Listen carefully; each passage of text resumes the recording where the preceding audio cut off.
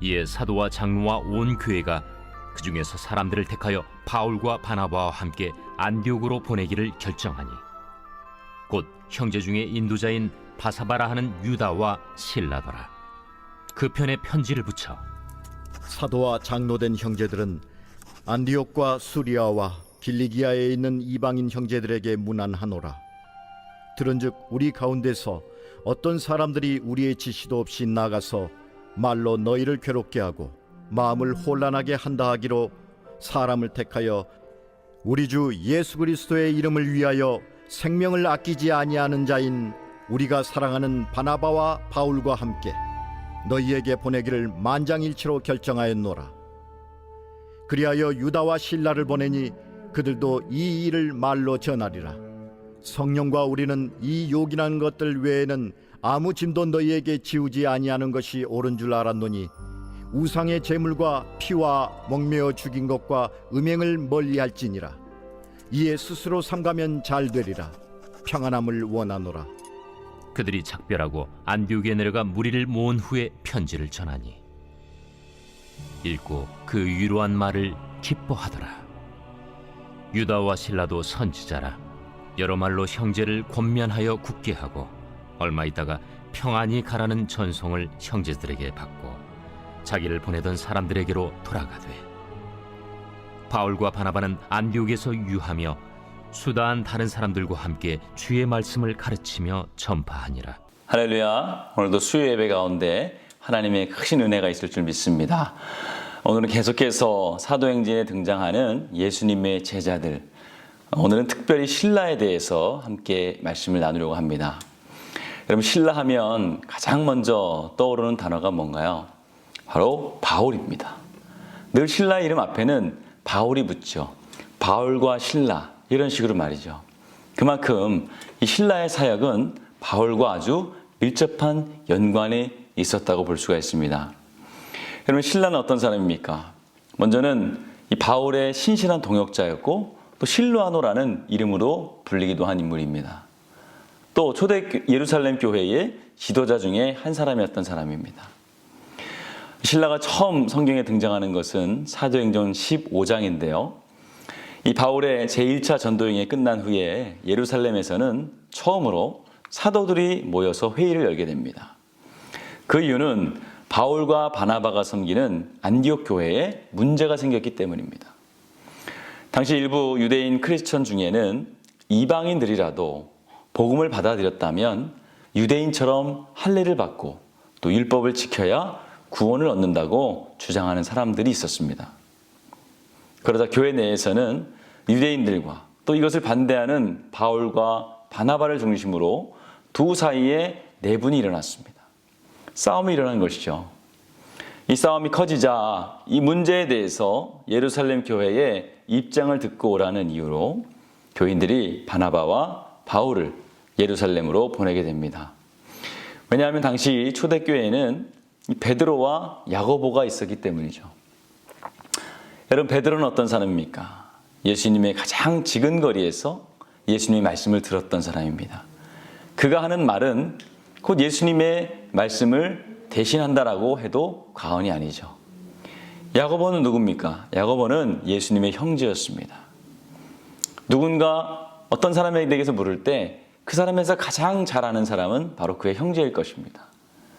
이처럼 예루살렘 교회에 이 문제를 가지고 간 이 베드로와 바울과 또 바나바는 이 일을 가지고 베드로와 또 야고보와 많은 사도들과 의논을 하게 되죠. 많은 이야기 있었지만 결국 베드로와 야고보가 나서서 결론을 짓게 되는 것입니다. 그 회의 결과가 어떻습니까? 첫 번째, 이방인 중에 예수를 믿고 기독교인이 된 사람은 할례나 모세 율법을 더 이상 지킬 필요가 없다는 것입니다. 다만 유대와 또 이방인 사이에 교제를 좀 더 원활하게 하기 위해서 이방인들도 몇 가지 유대인들의 생활 양식을 잘 따라줄 것을 부탁하는 것으로 결론을 내리게 됩니다. 사도행전 15장 19절부터 20절 말씀을 함께 읽어보겠습니다. 그러므로 내 의견에는 이방인 중에서 하나님께로 돌아오는 자들을 괴롭게 하지 말고 다만 우상의 더러운 것과 음행과 목매어 죽인 것과 피를 멀리하라고 편지하는 것이 옳으니. 아멘.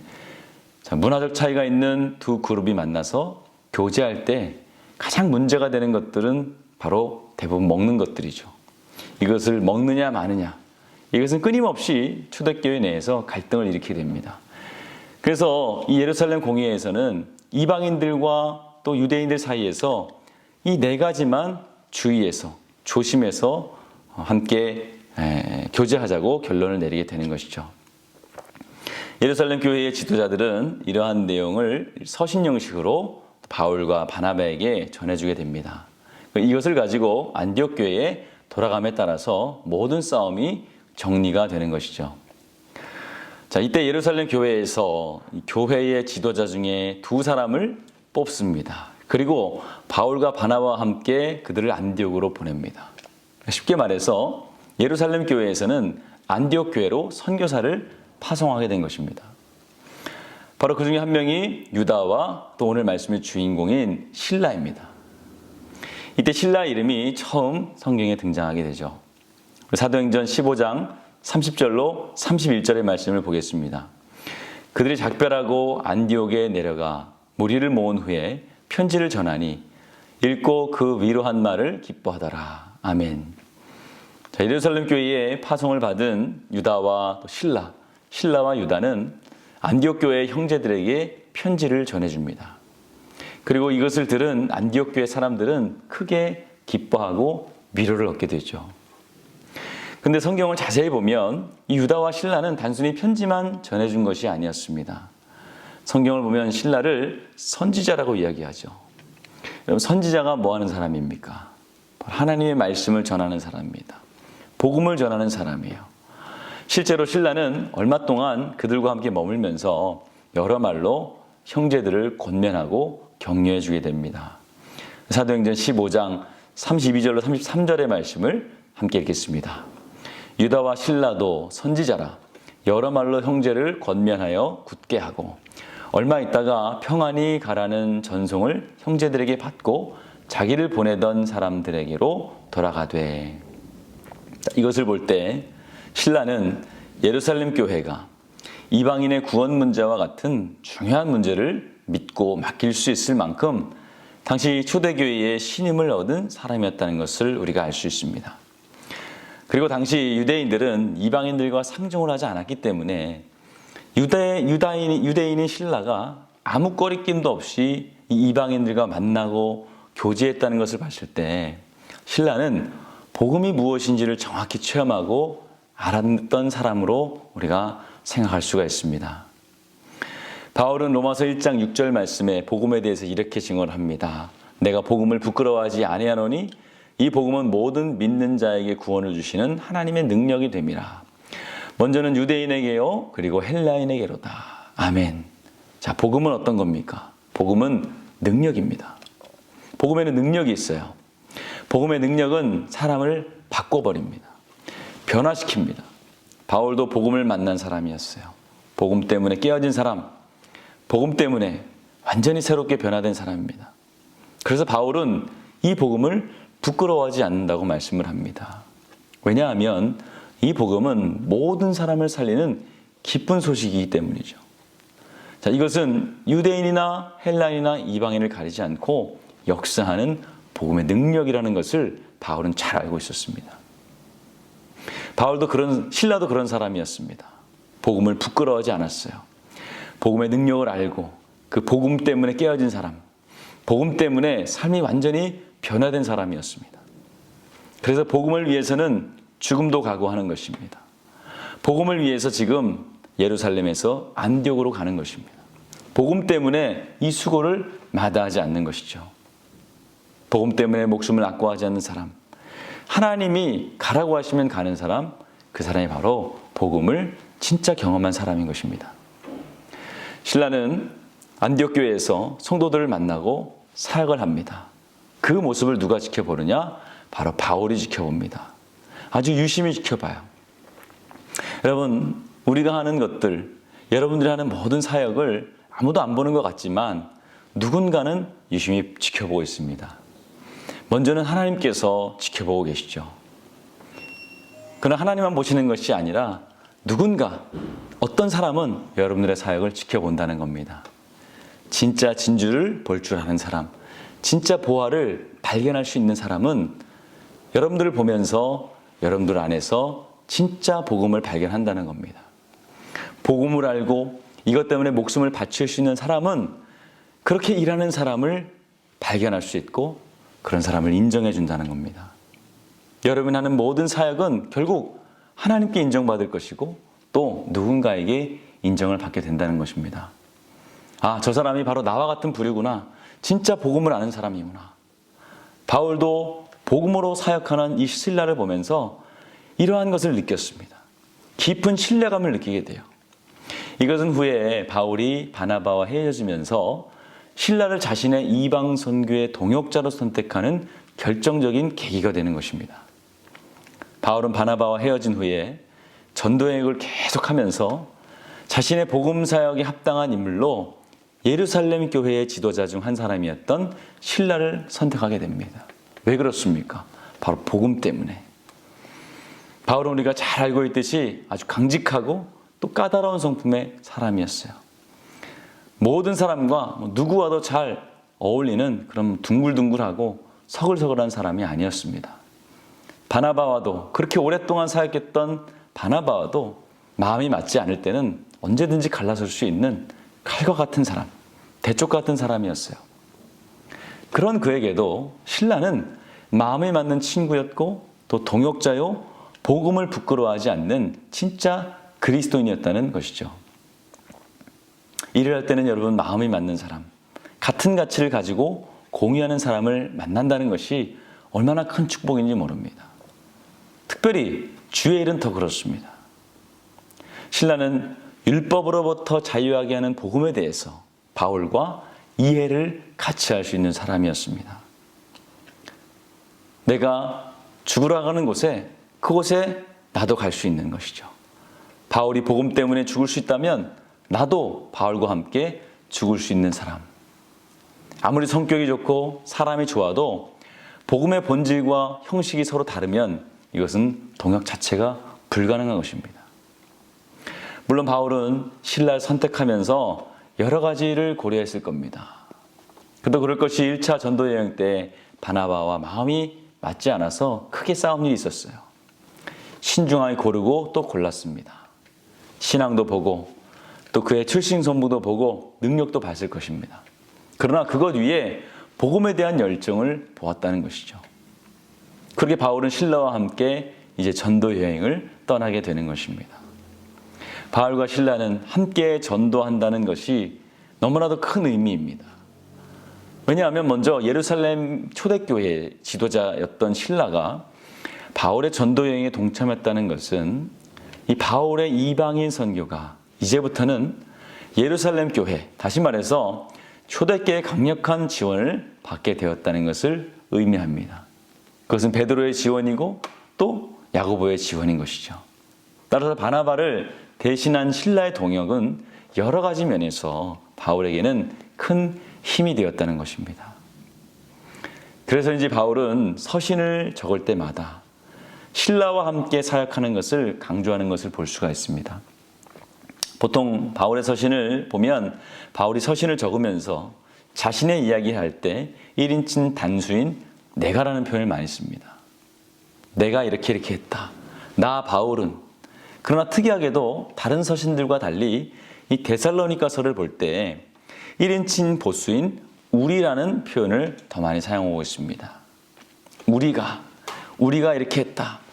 이 우리라는 말은 바로 바울과 신라를 가리키는 말입니다.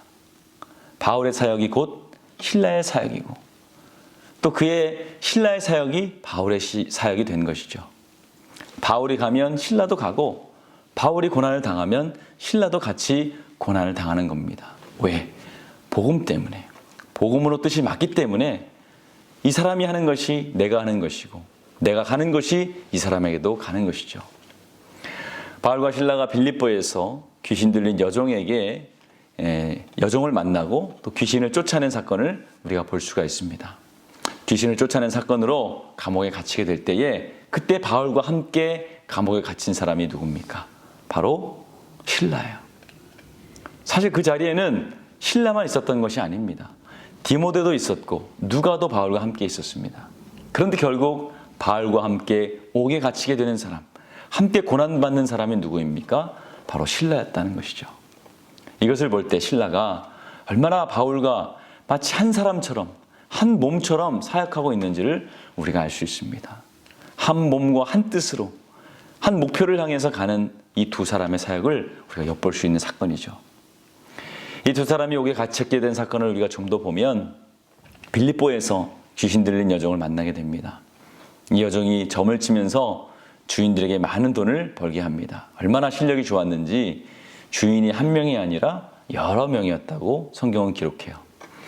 근데 이 여종이 바울과 일행들을 가는 곳마다 따라다니면서 아주 귀찮게 합니다. 앞에서 계속 소리를 지릅니다. 이 사람들이 하나님의 사람이다. 또 구원의 길을 전한다. 용하긴 아주 용했어요. 너무 귀찮은 나머지 바울이 예수의 이름으로 귀신을 쫓아내버립니다. 귀신이 나가버리는 것이죠. 이 귀신이 나가고 나니까 여종이 더 이상 점을 못 치게 되었어요. 하루아침에 여종의 주인들이 큰 수익을 잃게 된 것입니다. 바울 때문에 손해를 본 것이에요. 그러니 주인들이 화가 나죠. 그래서 이들을 고발합니다. 귀신을 쫓아냈다고 고발할 수는 없겠죠. 대신 사람들에게 이상한 풍습을 전한다고 고발을 합니다. 쉽게 말해서 풍기물난죄로 두 사람이 옥에 갇히게 되는 것입니다. 그곳에서 이 하나님을 찬양하게 될 때, 또 기도하게 될 때 하나님께서 땅을 흔드십니다. 그리고 옥문이 열리게 되고 그 발의 착고가 풀리게 되는 경험을 하게 되죠. 그리고 그곳에서 간수 한 사람을 만나게 되고 너무나 유명한 말씀이죠. 주 예수를 믿으라. 그리하면 너와 내 집이 구원을 얻으리라 라는 복음을 전하게 됩니다. 자, 결국 바울과 실라가 그들이 귀신 들린 여종을 만나고 또 귀신을 쫓아내고 그 일로 고발을 당해서 매를 맞고 옥에 갇히게 된 결과가 무엇이라는 겁니까? 복음을 전하는 계기가 되었다는 것이죠. 바울과 실라, 실라와 바울 이 두 사람 사역의 핵심이 되는 것이 바로 두 사람을 계속해서 엮어주는 것입니다. 그것이 바로 복음이라는 것이죠. 복음이 두 사람의 사역을 엮어주고 있고 두 사람의 사역과 늘 함께 했습니다. 이제 말씀을 맺겠습니다. 물론 바울에 비하면 실라의 사역은 그에 비해서 작게 보이는 것이 객관적인 평가예요. 그러나 그것은 실라가 부족한 사람이기 때문이 결코 아닙니다. 실라도 바울처럼 복음을 경험했어요.